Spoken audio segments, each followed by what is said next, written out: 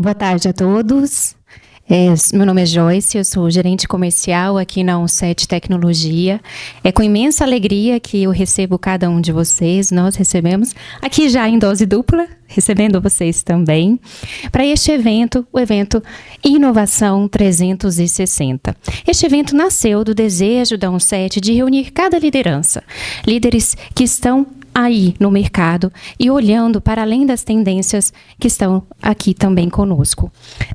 E acompanhando, todos esses desafios, nosso propósito é construir um futuro. E este futuro, a On7, que nasceu há 30 anos atrás, há quase 3 décadas atrás, acreditamos que era possível fazer diferente. Então, dentro do setor da própria tecnologia da informação, quando nós olhamos para dentro desse setor, o que se priorizava muito era o volume das entregas, a velocidade dessa entrega também. Mas nós olhamos para esses projetos e, então, traçamos um caminho diferente, Mudamos a forma de entregar serviços, nós também projetamos projetos e trabalhamos valorizando o lado humano de cada um desses projetos e conquistamos nossos clientes, não só por aquilo que fazíamos, mas como fazíamos, com a qualidade das nossas entregas, com a consistência e o respeito por cada um dos nossos clientes. Hoje, nós convidamos o Dr. Helder Silani, que faz parte do nosso time da On7, para compartilhar um pouquinho sobre a inovação, sobre essas tendências do mercado, porque a nossa missão é simples, Simplificar cada uma das nossas entregas e dos nossos serviços e surpreender os nossos clientes com também os nossos projetos. Sejam muito bem-vindos ao Inovação 360. Dr. Helder? Boa tarde. Antes de passar a palavra ao Dr. Helder, quero aqui apresentá-lo a vocês. O Dr. Helder, ele é doutor em engenharia pela Unesp, mestre pela Unifei e MBA pelo FGV do Rio de Janeiro. 40 anos atuando no mercado profissional, em alguns grupos, como o Grupo Fleury, como a Catel, Johnson & Johnson, Siemens, e atual head de inovação na On7 Tecnologia e sócio fundador da Lead Proje. Fique à vontade, Dr. Helder, o palco é todo seu. Muito obrigado, uma boa tarde a todos aí. É uma honra e um prazer vê-los aí interessados pelo tema que eu vou falar, E também é uma alegria ver algumas pessoas que eu conheço há tanto tempo, que trabalhamos juntos até, e isso é muito bacana para nós, Bom, primeiramente posso fazer um exercício com vocês, fazer uma interação assim com vocês. Todo mundo está com o celular aí? Então, se vocês puderem conectar no Mentimeter, aí a gente vai conversando um pouquinho. Tá? Vamos fazer uma interação logo de imediato. Um minutinho. Primeira interação, queria pedir para vocês, essa aqui é uma nuvem de palavras. Qual palavra melhor transmite o significado de inovação para você? Se vocês puderem colaborar, uma palavra que traz a inovação na cabeça da gente. Dor. Dor? Tá certo. Vamos. É só escrever aí que a gente vai discutindo aqui.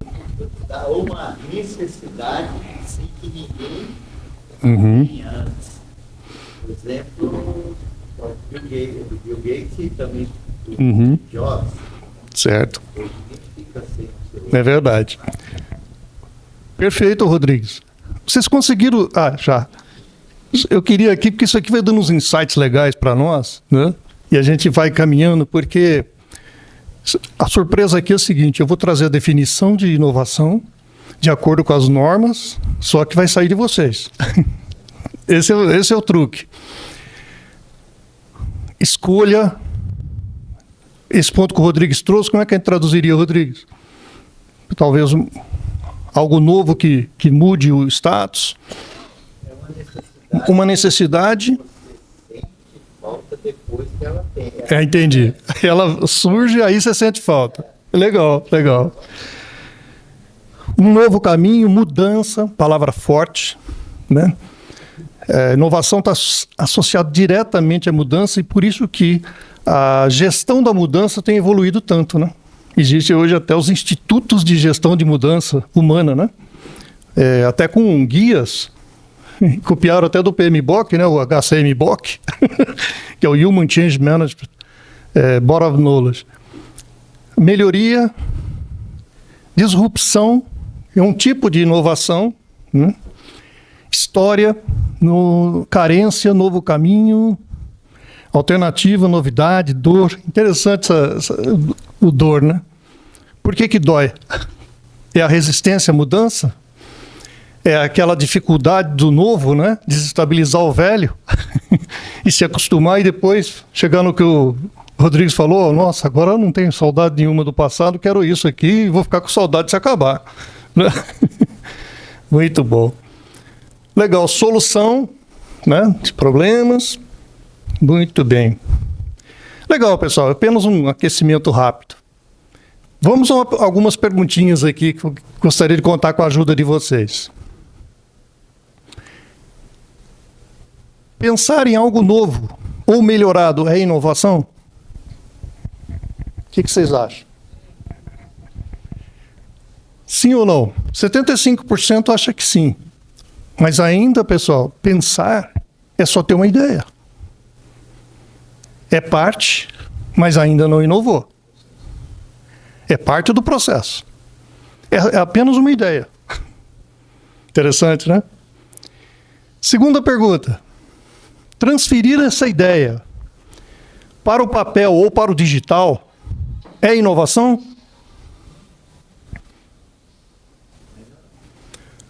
O que vocês acham? Vamos ver.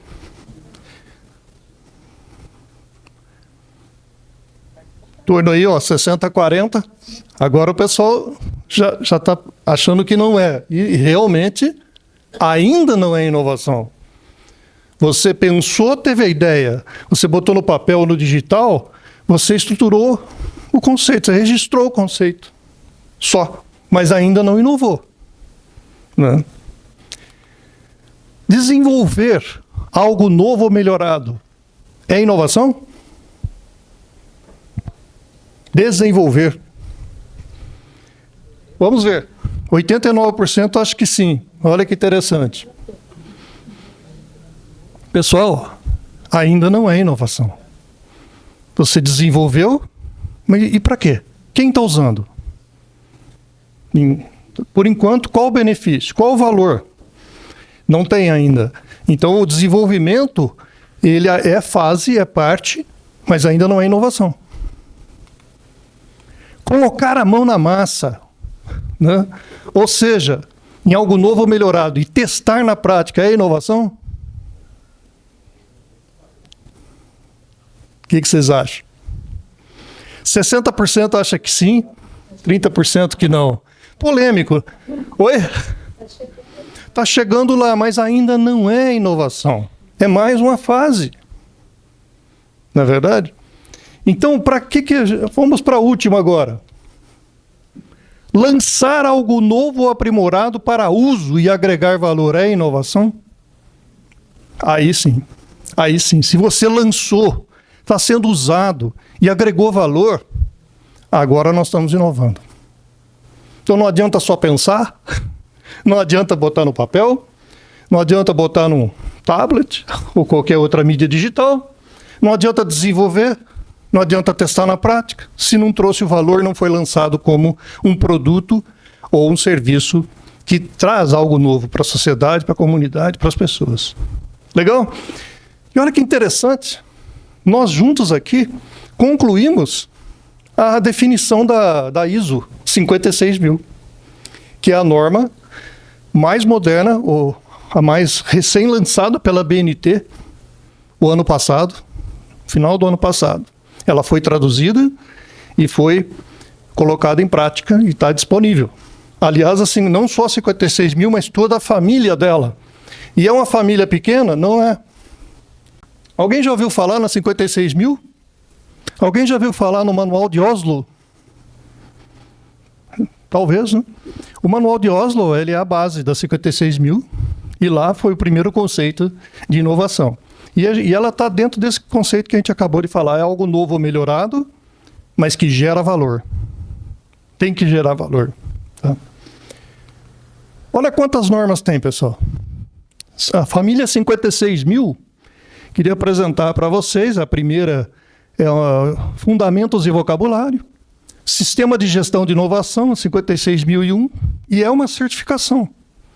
A empresa pode se certificar.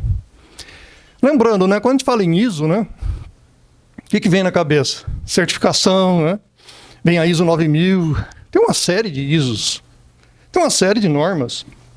Se eu pegar na área de automação industrial, tem as IECs, tem as normas da ISA, tem um monte de coisa. Mas essas normas, pessoal, elas trazem um benefício para as organizações e para as pessoas. Um benefício de padronização. Eu vou dar alguns exemplos para vocês, interessante daqui a pouco. Eu trabalhei bastante na área da saúde. Bastante mesmo, em áreas diferentes. Dentro da Johnson foi interessantíssimo, e depois eu fui para a área médico-hospitalar. E eu vou mostrar para vocês alguns detalhes que a ISO traz de segurança para as pessoas. Esse é um outro aspecto importante de uma ISO, certo? Não necessariamente você precisa ser certificado, mas se você consegue seguir os padrões, você traz grandes benefícios. Sustentabilidade, tem uma série de benefícios. Essas normas aqui, fica o convite para quem tem interesse. Eu participo do grupo da ABNT de revisão dessas normas. Né? Participei mais especificamente da 56008, que é de indicadores para inovação. Interessante, né? A gente às vezes não pensa nisso. Será que tem indicador para inovação? Tem uma norma só para isso, que é a 56008. Então, quem quiser participar desse grupo, é gratuito, pessoal. Pode entrar, se candidatar. Tem gente do Brasil inteiro. É uma reunião por mês. Eu tive a reunião semana passada. E vale a pena. Vale a pena contribuir, sabe? Para a gente ter o vocabulário, o texto. Vocês não acreditam a discussão por causa de um termo. Uma tradução, às vezes, leva 2 horas de discussão na reunião. Para a gente levar o melhor da semântica, né? Bom, existem vários tipos de inovação, inclusive na nuvem de palavras, né? Vocês falaram aí, disruptiva, é um dos tipos. A incremental, são do dia a dia, são pequenas melhorias graduais, né? É um tipo. A radical, ela revoluciona o setor inteiro. Então, se você tem um produto revolucionário, um carro elétrico, ou carro voador, né? Para sair aí pela Embraer, né? Enfim, é radical. Disruptiva, que vocês colocaram, né? Disruptiva, ela transforma o mercado e gera obsolescência. Ponto do Rodrigues aqui, ó. A gente tem inúmeros exemplos. Daqui a pouquinho eu vou trazer uns exemplos diferentes. Eu queria fazer uma viagem com vocês, de vocês pensando em vocês mesmos, em que vocês já fizeram de inovação, em vez da gente ficar falando de vários cases que todo mundo já conhece, né? Aberta, ela é colaborativa. O que significa a inovação aberta? As organizações, elas se abrem para o mercado, se abrem para as universidades, se abrem para os institutos, convoca empresas, startups, etc., para você ter uma comunidade, um ecossistema que gera um produto mais rapidamente e acelera o processo. Produto e melhorias de serviço e produto. Isso eu vou mostrar aqui o que nós estamos conseguindo desenvolver dentro da OnSet em termos de serviços inovadores, né? Precisa ser algo extraordinário que vai ter uma curva exponencial no mundo inteiro? Não, pessoal, não precisa tanto assim. Precisa afetar o nosso ambiente, a nossa comunidade, o que está próximo da gente, como diz o Stephen Covey, né? No nosso círculo de influência. Basta. Processo, melhoria de processo, metodologias. Esse fim de semana, agora, eu faço um curso, assim, como é que eu diria, espontâneo, de doação minha. Eu vou treinar 40 enfermeiras, lá em Jaguariúna, esse sábado agora. O que eu vou levar para elas? Inovação de processo. Pega uma OBS, qual é o seu principal problema de uma OBS? É fantástico esse trabalho, porque eu interajo com pessoas que estão ali com dificuldade. As alunas, na grande maioria aluna, tá? Tem aluno também, mas a maioria é enfermeira. Elas chegam cheirando urina para a aula, porque sai do hospital e vai para lá. Olha que legal, né? Você levar o Lean Healthcare, o Lean Healthcare para a enfermagem, para você melhorar uma UBS. Eu acho fantástico um negócio desse. Isso tem muita inovação. Já não é a primeira vez, já faz 4 anos que eu faço isso. E eu tenho pelo menos 6 projetos por turma, né, que foram muitos deles implementados. Marketing, novos modelos de negócio, marca, branding, né, muito importante. Você valorizar a sua marca, ser emblemática no mercado. Quando você fala de uma marca, ela já remete você ao produto final, né? Tem vários exemplos, mas vamos lá. E por último aqui, sustentabilidade, né? Sustentável do ponto de vista ecológico, ambiental, social, né? Okay. Então aqui eu vou fazer diferente. Em vez de ficar contando uma história para vocês, a história da inovação, desde lá, um ano antes de 1800, antes da primeira Revolução Industrial, não vou ficar contando essa história para vocês. O que eu vou fazer? Eu queria fazer um negócio diferente. Pensei bastante para propor isso para vocês. Eu estou com coragem de fazer, tá? Vocês entram comigo nessa. É o seguinte, nós, pela nossa idade, a gente está da era digital para frente. Vivendo, né? Vivenciando. Então, tenta fazer, eu vou dar alguns exemplos meus, mas pega você e começa a recordar exemplos seus. O que você fez de inovação na sua vida até hoje? Olha que bacana.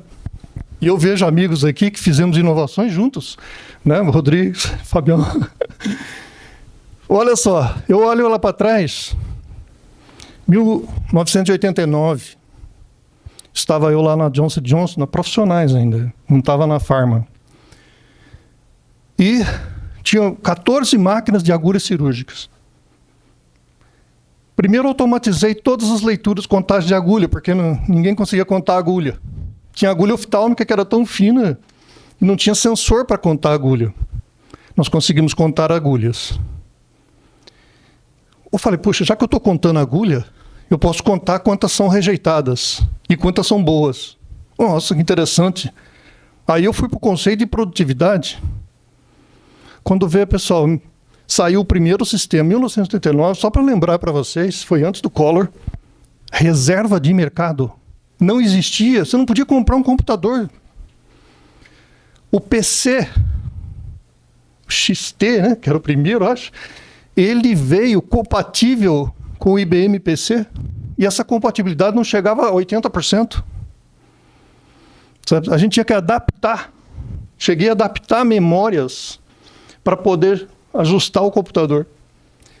O que nós fizemos? O primeiro sistema de monitoramento e produção e geração de um indicador que hoje existe em todas as indústrias, que é chamado de OEE.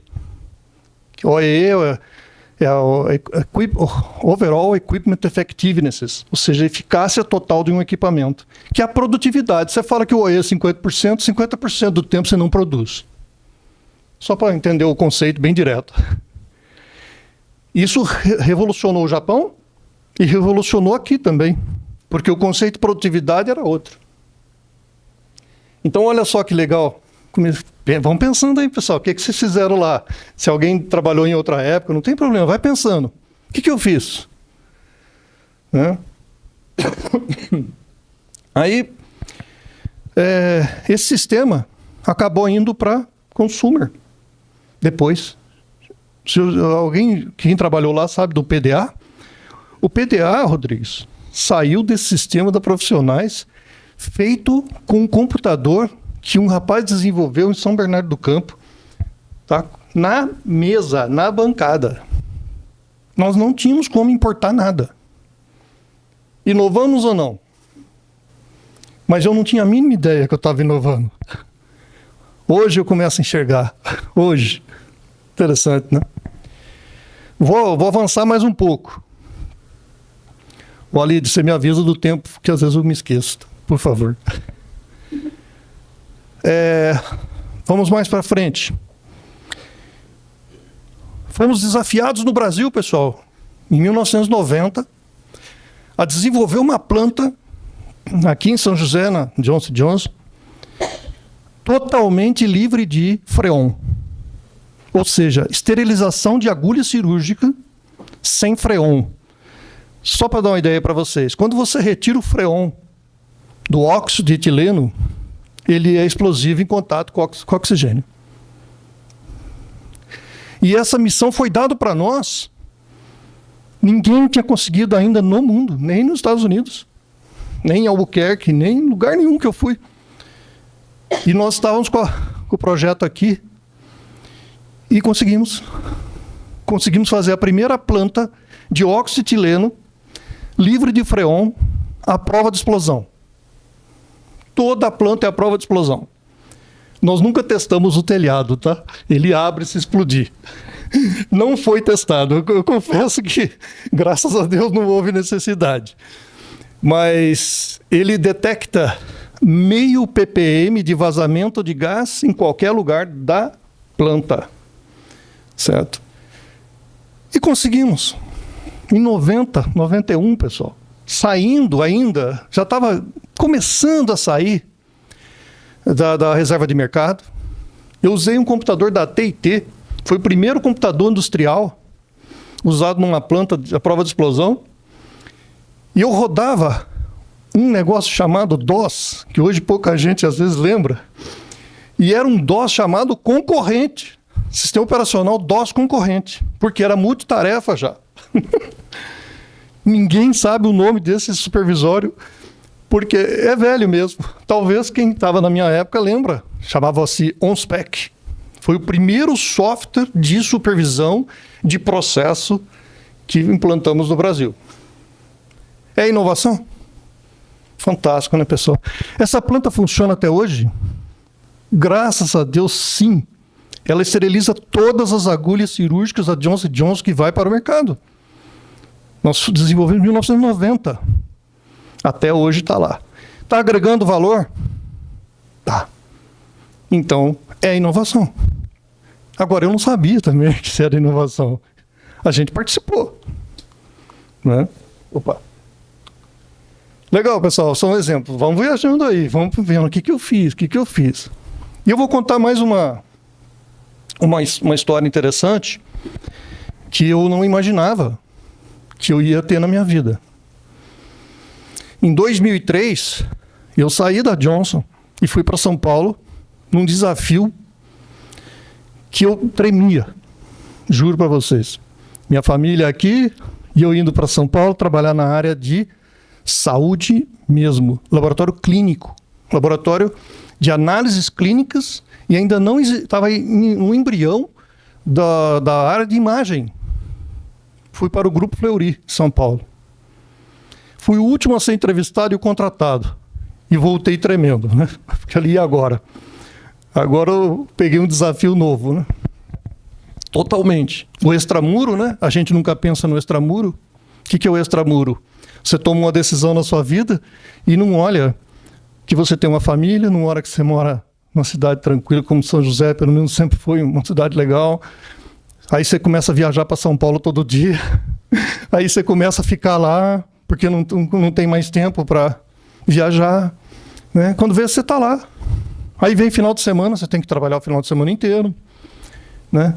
E você vai caminhando numa vida extramuro que você mal sonhou, mas que tornou realidade.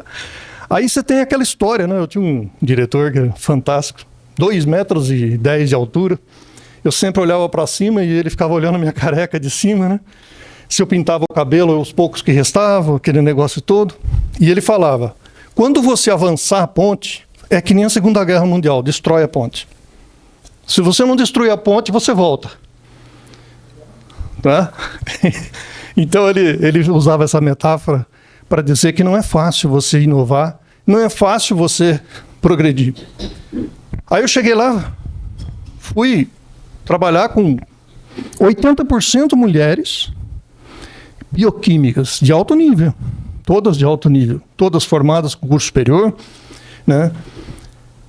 E aí a primeira coisa que eu ouvi, eu era o gerente de uma área automatizada, tinha que implantar automação de laboratório. Primeira coisa que eu ouvi me assustou muito. Pode dar risada, porque a menina chega e fala para mim, eu preciso fazer um esfregaço com paradinha. Eu falei, peraí, calma, isso é assédio. Esfregaço com paradinha, vocês vão me desculpar muito, mas não dá, né? O que é isso, esfregaço com paradinha? Nada mais é do que você pegar, esfregar, quer dizer, deslocar o sangue na lâmina e dar uma paradinha e cutucando. Aí ele fica todo espaçado. Mas um engenheiro como eu vai saber o que é isso? Dentro de um laboratório clínico? Né? E fui aprendendo, pessoal, essas coisas totalmente diferentes. 21 médicos em cima de mim, donos da empresa, e cobrando. E eu, gerente da área corporativa, e vi necessidade de criar algo diferente. Pô, eu mexia com manutenção na Jones, a Jones foi minha escola, de tudo. O que eu falei para eles? Falei, vocês não têm manutenção? Então dá licença que eu vou criar. Está lá, pessoal, até hoje, engenharia clínica. Eu comecei com uma pessoa, um técnico. Hoje tem 40 e poucas pessoas. A pessoa que eu contratei, que é a Suzy Cabral, para ser uma responsável por qualidade dentro do meu processo, ela hoje está no meu lugar. Ela é a gerente corporativa de engenharia clínica do Grupo Fleury. Fantástico, né? Inovação? Com certeza. Inovação de processo? Veja bem, vocês acham que eles tinham regras de segurança? Você acha que eles usavam máscara? Viseira? Luvas eles usavam. Mesmo assim, as meninas tocavam, tinha um telefone lá que tocava direto pedindo para antecipar o resultado do exame. Elas pegavam com a luva, atendiam o telefone, colocavam o telefone. Que isso? Contaminação cruzada. Trabalhei na farmacêutica, Fábio. Não tem jeito, contaminação cruzada não passa. Né? E comecei a ser o chato de galocha. Né? Outra coisa, sandálias. As meninas adoravam ir de sandália. Sandália, você pode cair um tubo com sangue contaminado com HIV. Mesmo que a probabilidade seja baixa, é um problema de segurança. Só que uma segurança biológica. Olha o desafio que eu saí. Eu vi, infelizmente, pessoas perderem dedos lá na farmacêutica. Na hora de fraldas, perderam mão. Só que isso é amputação.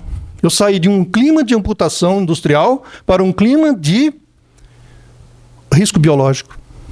Olha que fantástico. Você tem que se esforçar muito para ser o chato mesmo e botar a coisa para rodar com segurança. Aí fui visto pelo mercado pela Siemens.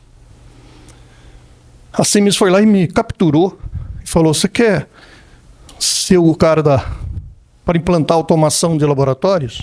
Falei, mas o que é isso? Falou o seguinte, eu vou te dar uma quantidade de tubos de sangue, todo tipo de tubo que você possa imaginar.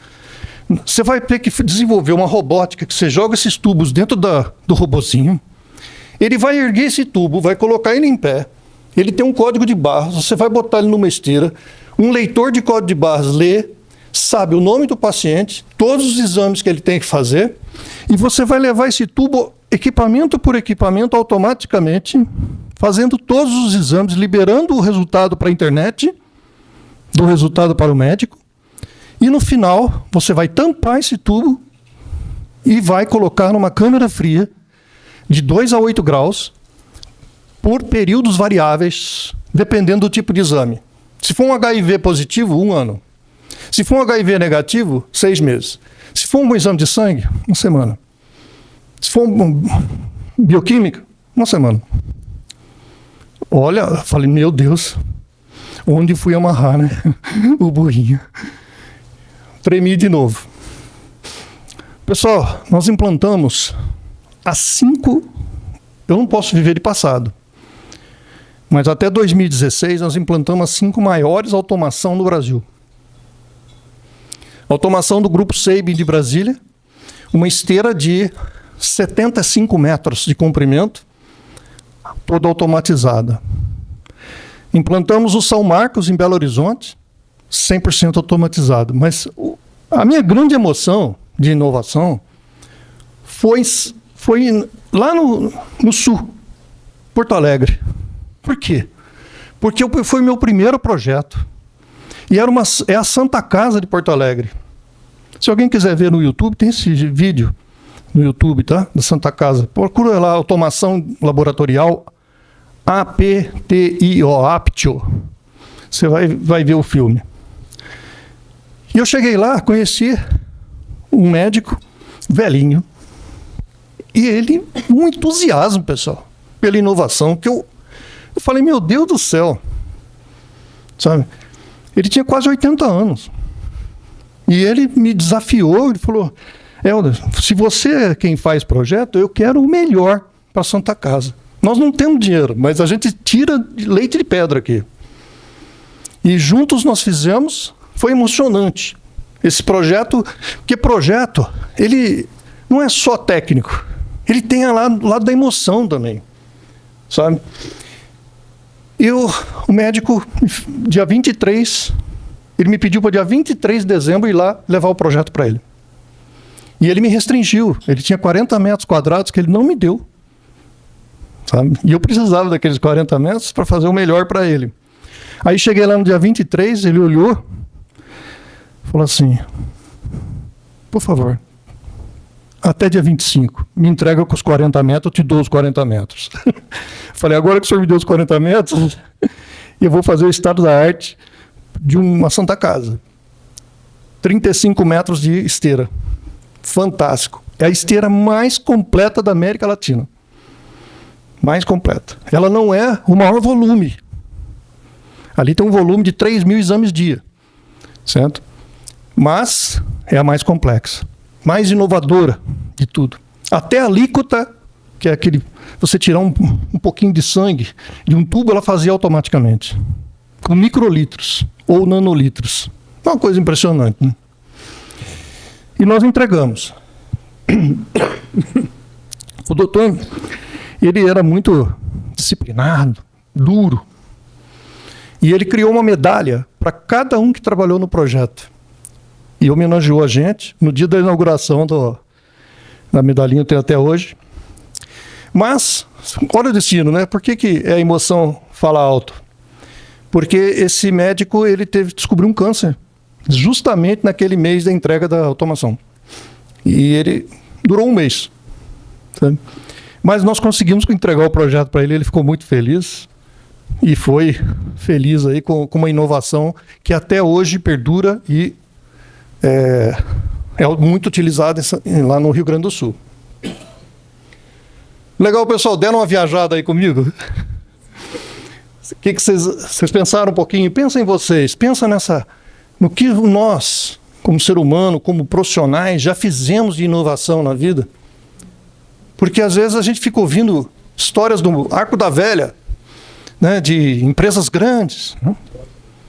E eu sei que tem uma série de casos. Né? É triste você ver uma empresa não evoluir e falir. Nós trabalhamos em frente à Kodak quantos anos? E eu tive a presença, eu fui na Kodak, vocês não acreditam, as máquinas de injeção de plástico eles estavam usando quando eu fui lá para fazer ratoeira descartável para a China. Por que aconteceu isso? Porque veio a câmera digital. A Kodak investia na câmera digital desde 1980. E ela não acreditou, é um erro estratégico. Não acreditou na inovação. Outra coisa que ela não acreditou, que depois da máquina fotográfica, ela fazia filmes de raio-x para saúde, para os hospitais. Por que faliu? Porque veio a Digital Radiology. digitalização de todos os filmes. Os CRs, são chamados CRs. Ele começou a digitalizar e não precisa mais de raio-x. Que, inclusive, destrói o ambiente com mercúrio, por causa do resíduo. Então, poderia contar N casos, mas ficou essa ideia da gente pensar em nós mesmos aqui, pensar no que você fez, né? Legal? Bom, gestão da inovação. De acordo com a norma, né? Eu não quero ficar lendo aqui, mas é você planejar, coordenar, controlar atividades. É fácil você implantar uma gestão de inovação? Porque a gente tem uma ideia da gestão de inovação, certo? Você tem que primeiro criar um mecanismo de capturar ideias. Todo mundo fez isso até hoje. Todo mundo. Aí faz o famoso funil de ideias. Pessoal, a gente que perdeu o cabelo na indústria ou profissionalmente, já sabe quantos funis deram errado. Por quê?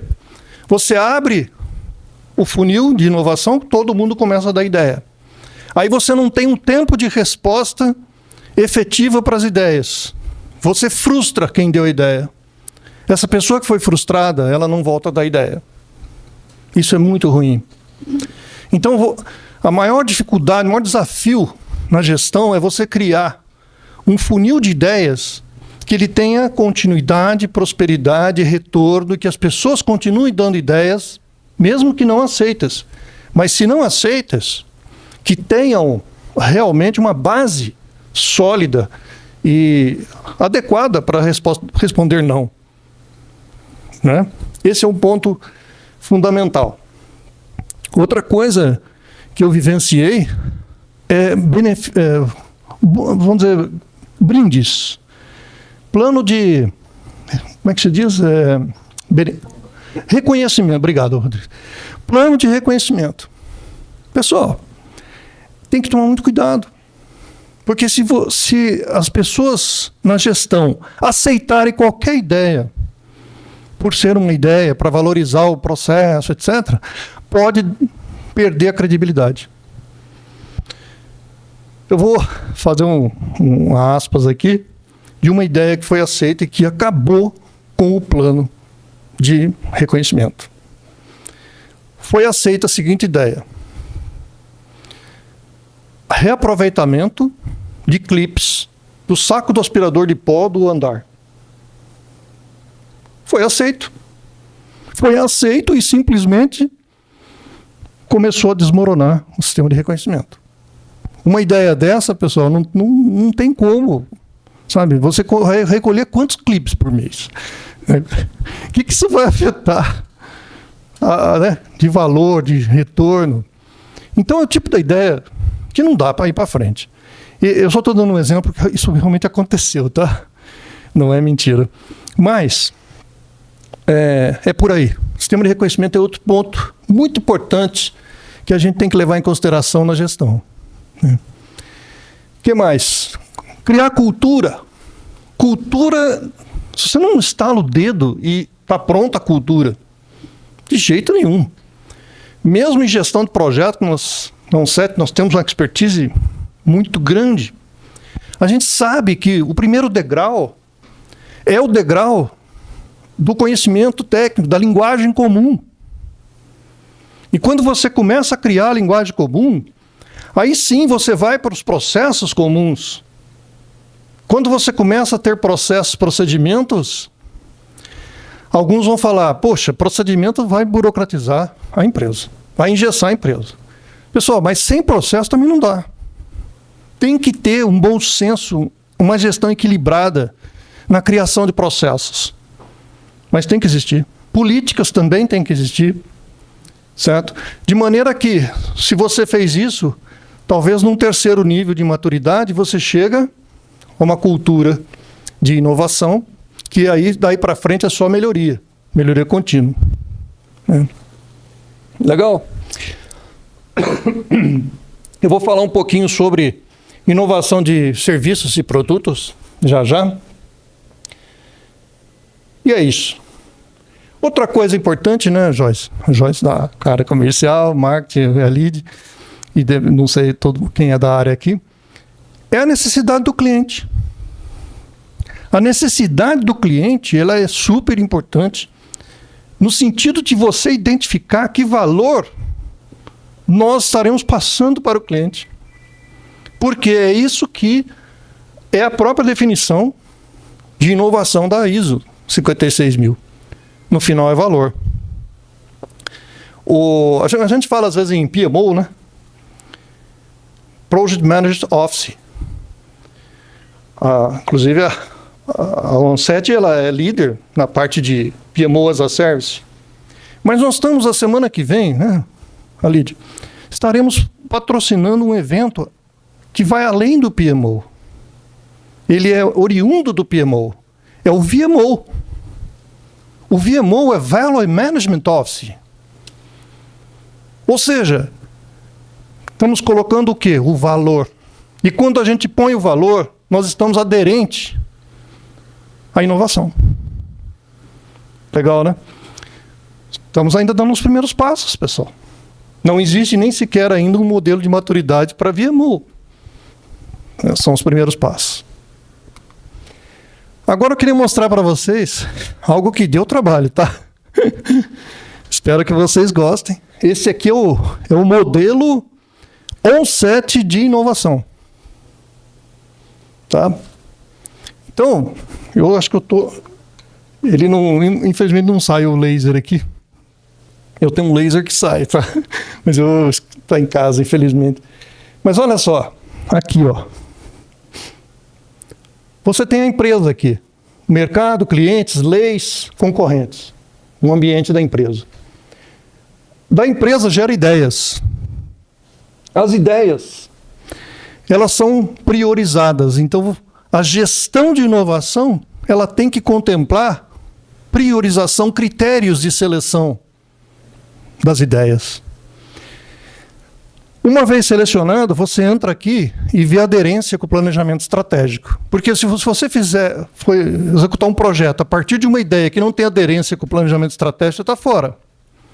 Então é muito importante ele entrar aqui dentro desse funil de priorização. Aqui vai ter objetivo, vai ter alinhamento estratégico, e você tem esse funil aqui que você prioriza. Quando você prioriza, você cria demanda.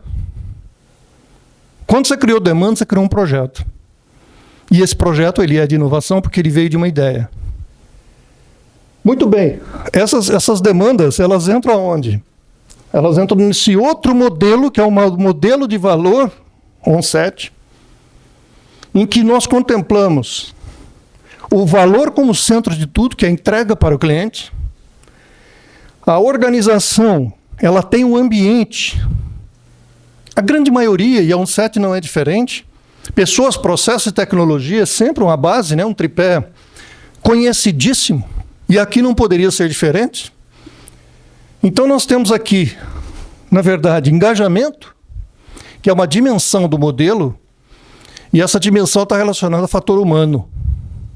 Engajamento das pessoas, engajamento dos clientes, engajamento de todos envolvidos, os stakeholders. Medição de desempenho, como que é medido o desempenho dos projetos, porque agora eu estou aqui, ó, na saída do funil com demanda de projeto. Qual a tecnologia que nós vamos utilizar? E quais são os processos? Tá? Eu estou cansado de ver empresas que não têm processo, pessoal. Simplesmente não tem processo nenhum. Tá? E isso decai a maturidade como um todo de um modelo como esse. Então a maturidade desse tipo de modelo, ele depende de pessoas, depende dos processos institucionalizados, depende de tecnologia e, principalmente, como que você mede o desempenho. Agora, o que está ao redor de tudo isso? Nossa, aí o negócio pegou. Você tem os fatores externos. Olha só, você tem fatores tecnológicos, obsolescência. Hoje nós estamos vivendo isso. Tem uma tecnologia hoje, daqui 2 meses tem outra. Né? Eu fiz um projeto na Johnson em 2016, ele já foi modificado agora esse ano. Né? Ou seja, durou quantos? 8 anos, 7 anos. Antigamente era diferente o tempo de ciclo de vida dos projetos. Estou falando de projeto de 10 milhões de dólares, que não dá para você tirar ali, e não é um celular. Fatores econômicos, estamos vivendo aí, né? Inflação alta, guerras, câmbio, fatores sociais, políticos internos e etc., guerras, etc. Fatores ambientais, quantos projetos são impactados por fatores ambientais? Fatores legais e regulatórios, né? Depende da área. A área aeroespacial é muito regulada. A área que eu trabalhei, farmacêutica e médica, nossa senhora, nem se fala, é extremamente regulada, né? Enfim, regulatório é algo muito importante. E os fatores políticos que a gente bem conhece, geral, não só local como global. Então, da onde a gente sai? A gente sai de oportunidades e ideias. E onde eu quero chegar? Valor para o cliente. Valor percebido. É importante dizer esse percebido, porque eu posso dar valor, mas ele pode não perceber. Parece uma palavrinha boba, mas não é. Tem que ser valor percebido. Legal, pessoal. Isso aqui é o nosso modelo.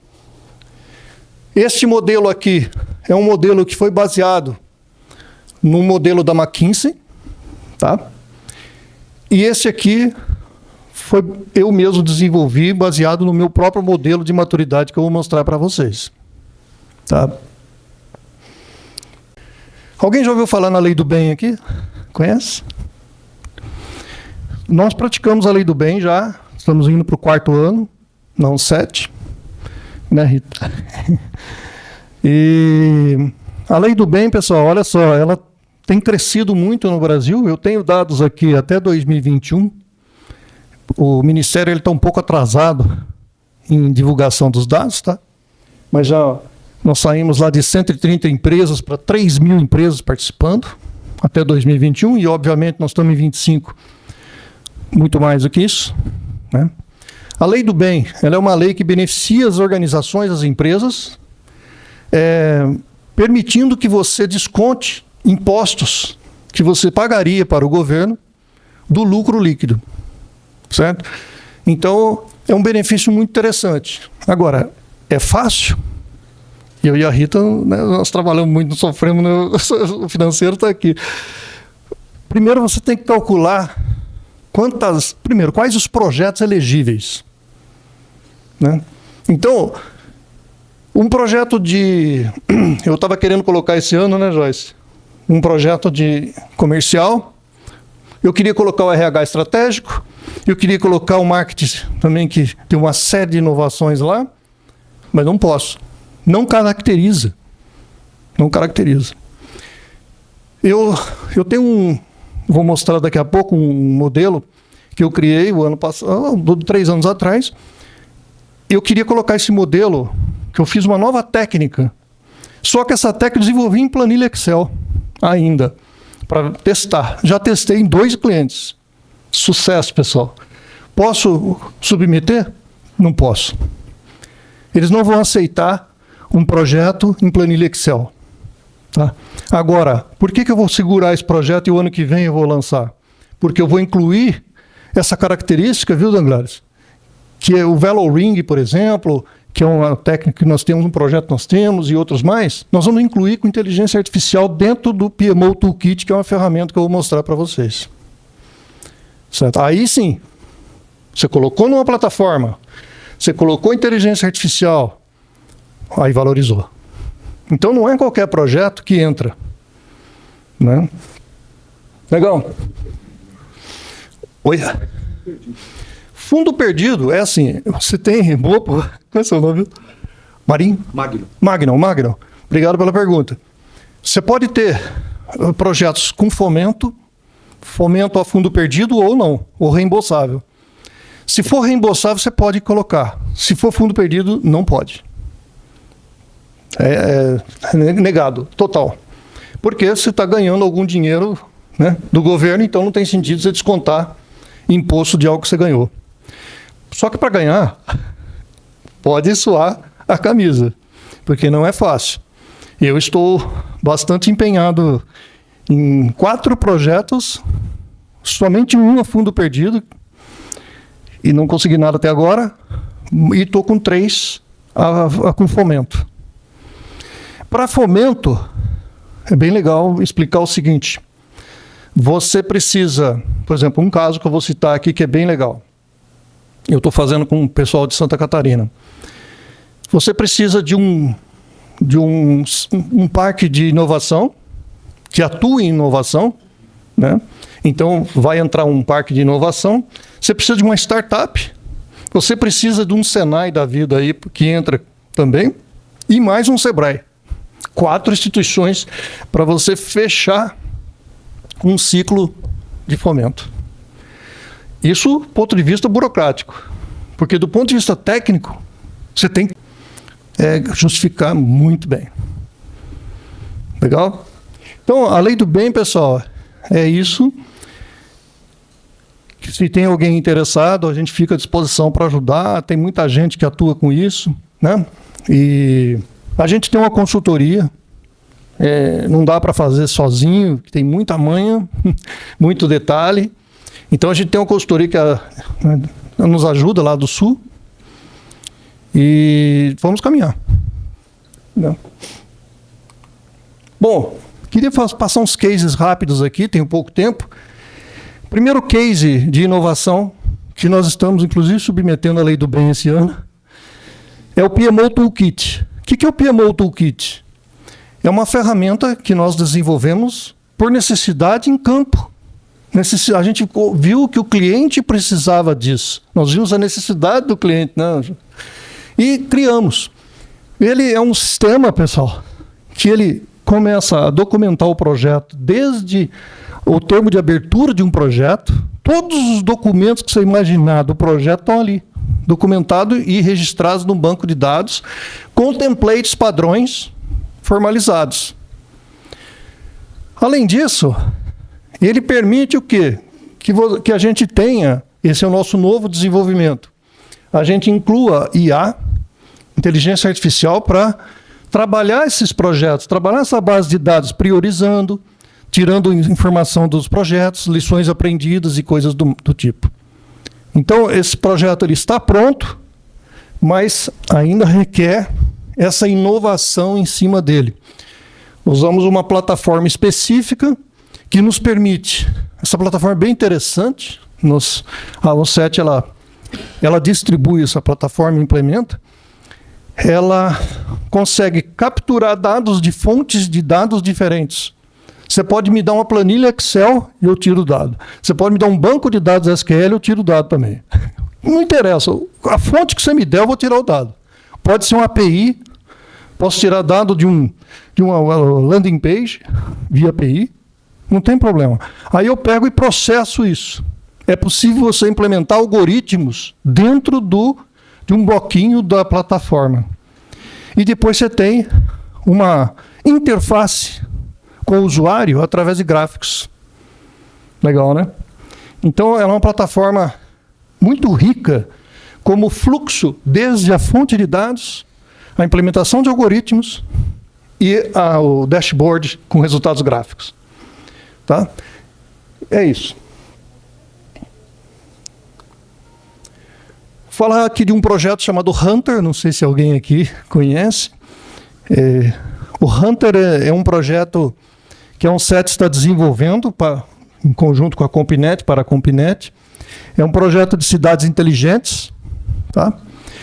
E apesar de ter a existência de alguns sistemas similares, qual que é a inovação deste projeto Hunter? É a unificação, a integração de 4 fontes que normalmente estão separadas ainda. Mesmo São José é muito moderno nesse aspecto. Estava vendo hoje, antes de vir para cá, uma reportagem que eles estavam detectando buracos numa determinada rua.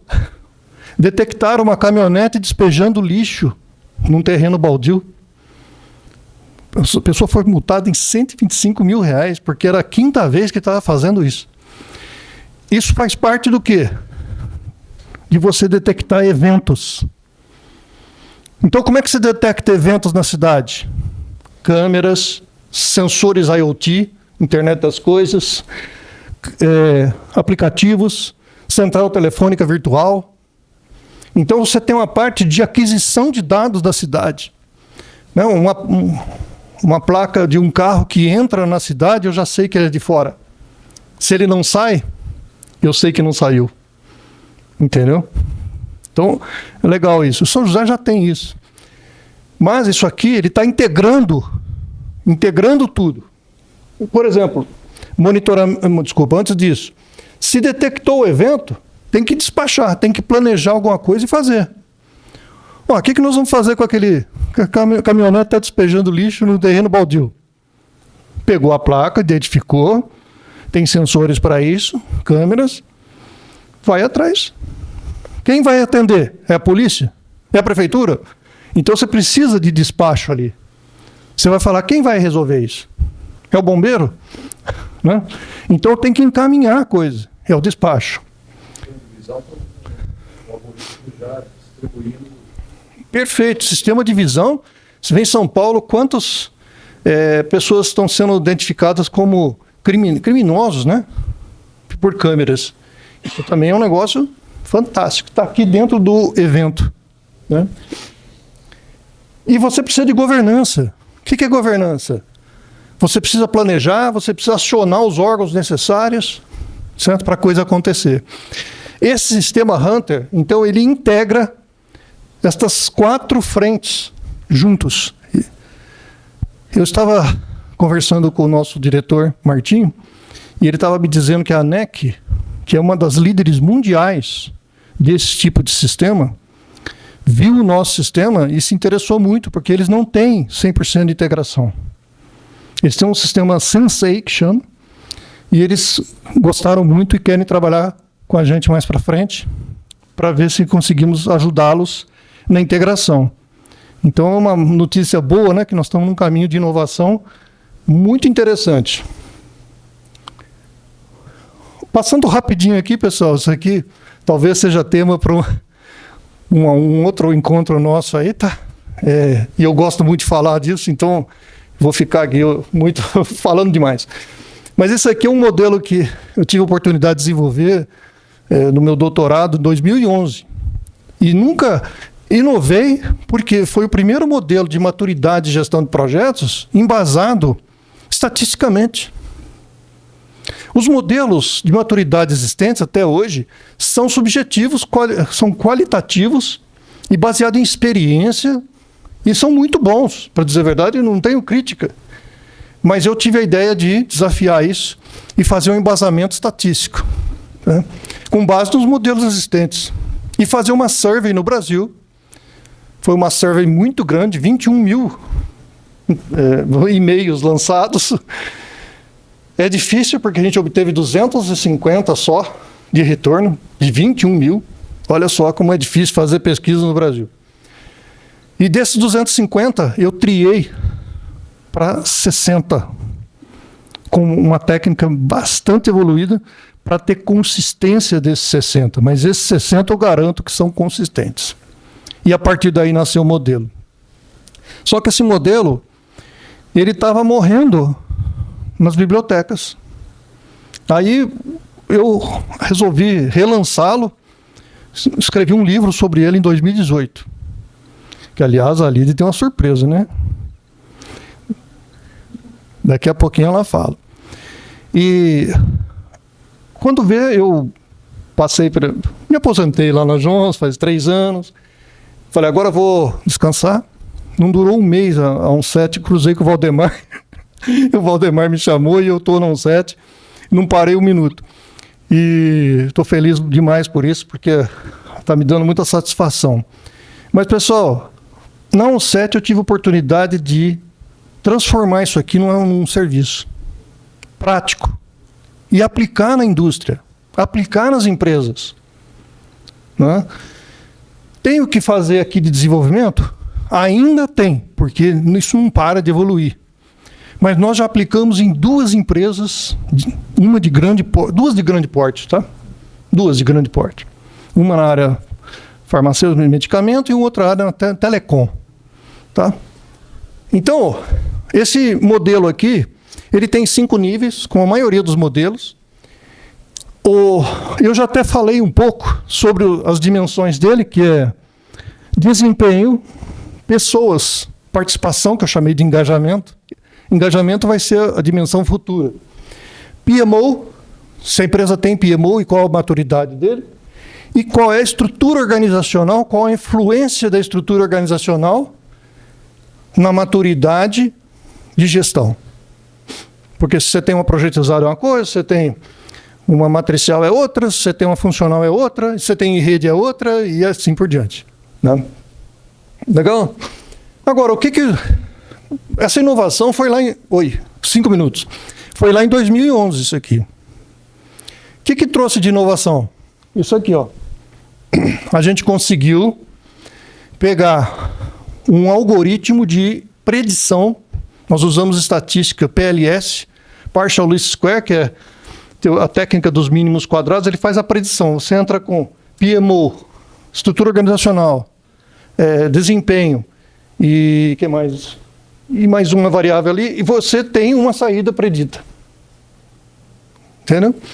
Essa predição é feita pelos preditores e o PLS faz a predição. Só que isso aí estava na raça, pessoal. Quando eu desenvolvi isso, era no Minitab, ou no R, que é gratuito. Aí nós colocamos na plataforma da OnSet. Nós temos um cientista de dados, ele desenvolveu aqui, olha aqui o PLS em Python. Nós simplesmente colocamos a rotina do algoritmo em Python dentro de uma caixinha aqui. Ele pega as fontes de dados, de onde vêm os dados? Dos questionários respondidos. Ele calcula a predição e te fala a maturidade é X. Legal? Então a gente automatizou o cálculo da maturidade de gestão de projetos. Essa é uma inovação super bacana que a gente conseguiu desenvolver. Está pronto, funcionando, foi testado já em 2 empresas. Mas tem evolução, pessoal. Isso aqui tem um trabalho para esse ano bastante ainda. Eu queria agora mostrar alguns desafios, viu, Rodrigues? Que nós temos, né, Bueno? Cadê o Bueno? Desafios que nós temos aí, viu, Bueno?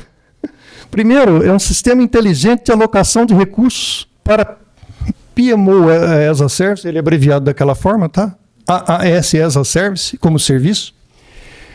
Pessoal, nós queremos sair do trivial. Nós queremos desenvolver um sistema diferente de alocação de recursos. Porque nós ou implantamos um PMO ou colocamos recursos de gestores de projeto dentro das empresas. Mas as variáveis, as incertezas são altas. Então, se a empresa volta atrás, reduz, faz alguma coisa, enfim, mexeu no esquema, eu tenho que pensar, o que eu vou fazer com esse recurso? Né? É difícil. Isso é estrutura projetizada. Né? A gente vai ter que desligar, a gente vai ter que realocar, a gente vai ter que fazer o quê? É muito difícil. Todos são competentes e não é esse o ponto. Então nós temos que trazer para um modelo inteligente de alocação de recursos que nos ajude a criar cenários e nos ajudar na decisão. E esse é o nosso projeto desse ano. Outro projeto, Rodrigues não poderia deixar, Rodrigues é o autor dele, que é um sistema de medição de maturidade de infraestrutura de TI. Fantástico isso aí. Onde que o Rodrigues se baseou? Na necessidade do cliente.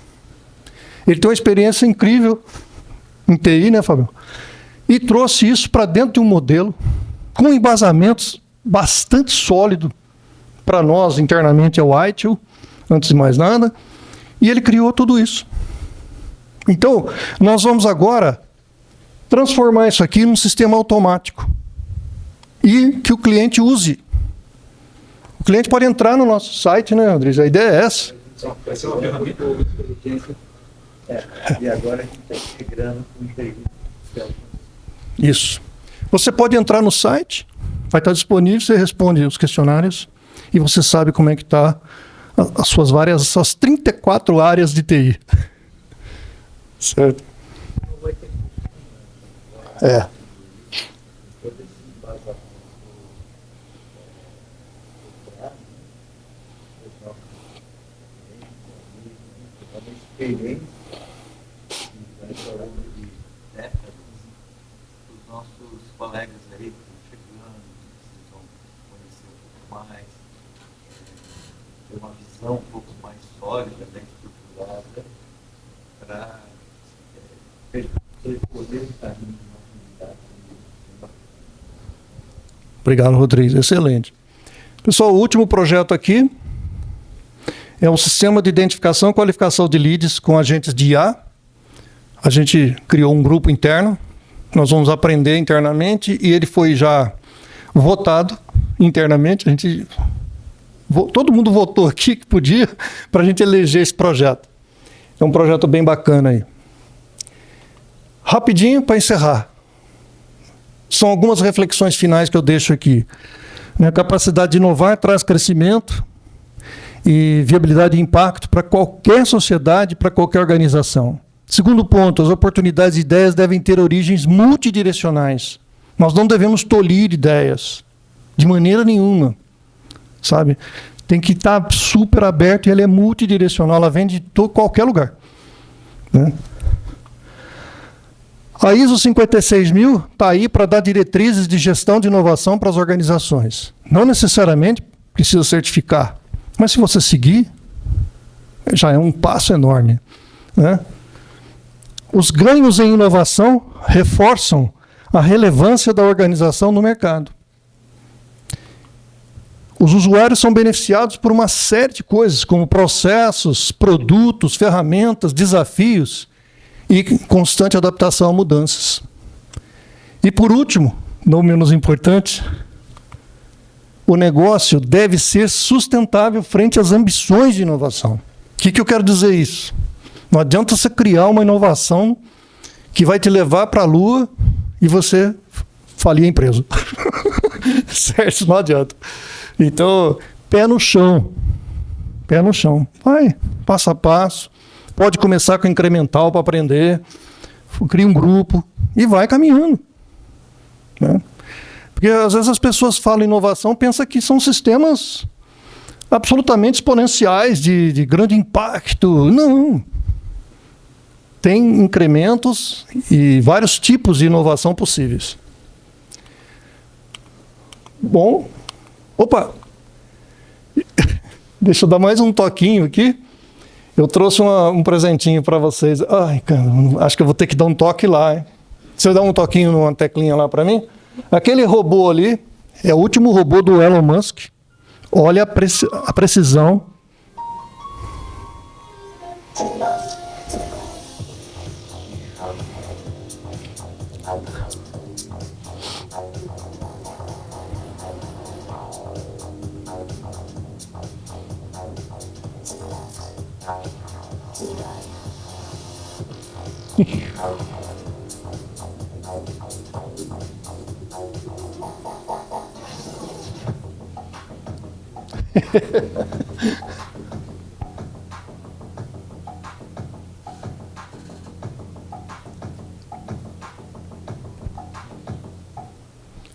É isso aí. Para a gente se incentivar aí, né? E vem muita coisa pela frente, já tem até um com pele, uma simulação de pele humana, tá? Então o negócio está mais rápido do que a gente pensa. Pessoal, deixo aqui o QR Code para quem quiser entrar em contato aí com o pessoal da OnSet. E agradeço muito, espero que vocês tenham gostado dessa nossa conversa aqui, interação. Obrigado, viu, pessoal?